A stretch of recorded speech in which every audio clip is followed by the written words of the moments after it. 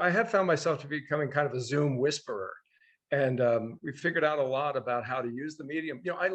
I so admire the work that Kieran had done, particularly the Touch of a Poet, which was brought to my attention early, but I've been a fan of the Irish Rep forever, um, and others who found ways of recreating theater on screen. But we decided to invest very, very heavily in the medium rather than trying to create the illusion that we weren't producing Zoom readings.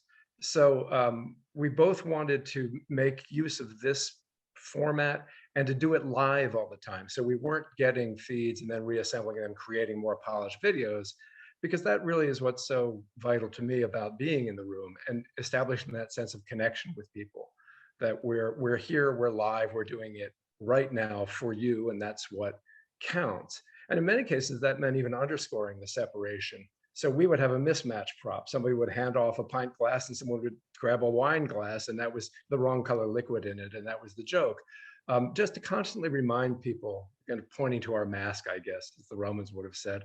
But it did, yeah, so we began, this is where the slideshow starts. We began with a very, oh gosh, I just messed up, rudimentary reading of Alice Gerstenberg's He Said, She Said. Now this is her heart's Zoom actors, sitting in front of blank backgrounds. And that was charming. There were some PowerPoint slides that we threw in, but soon enough, we realized that wasn't going to keep working. So we started enhancing them with artist graphics, with backgrounds for everyone. This is from The Smoking Car, one of the William Dean Howells plays that we presented. It was wonderful. And there was a sense of space, but it was very cartoonish. So the cartoonish part was a lot of fun, certainly, and would lend itself to some dramas more than others. Here's a little bit from Vote the New Moon, where we put actors into a very cartoony setting, and they could look at one another, but it was still very much the cartoon. We could also, rather Terry Gilliam-esque, introduce into it art, graphics that would play with the actors. And so here was the great fish that dominates in Vote the New Moon at the end, and the actor was responding to him. You'll still see that he's phasing in and out. We have the same problem with Zoom that everybody does, but he's responding to that creature. So that was all great from a kind of cartoon perspective. But then could we do something more sophisticated or subtler? And we got to the Rachel Crothers play, The Rector. There were others that achieved this. Some directors did wonderful work. But The Rector, I thought, was extremely beautiful, with virtual backgrounds by Medusa Studios that I made work. And here a couple actors sit down against their virtual background. And so that was a way of taking this medium and saying, well, how can we screw around with it and play with the fact of it? And it's half silly, but in some ways quite pretty. That's where that one stops.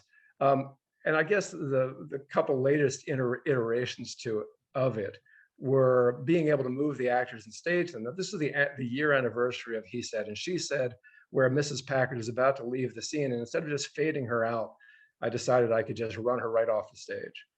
And that was a kind of Wonderful. play Wonderful. with these windows that we hadn't experimented with before.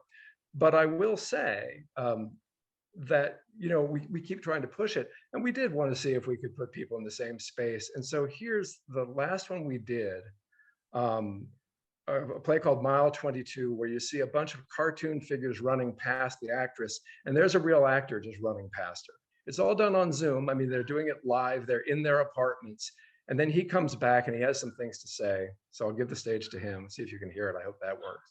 Are you okay? Everything all right? You need the medical people? They're over. So in that case, we really did try and put them in the same space together. The lighting was not good. We couldn't get that balanced in time, but it was this feeling that this medium allows all these different opportunities. And, there's still new surprises that can appear for us and disappear within the Zoom sort of format using all this, this play.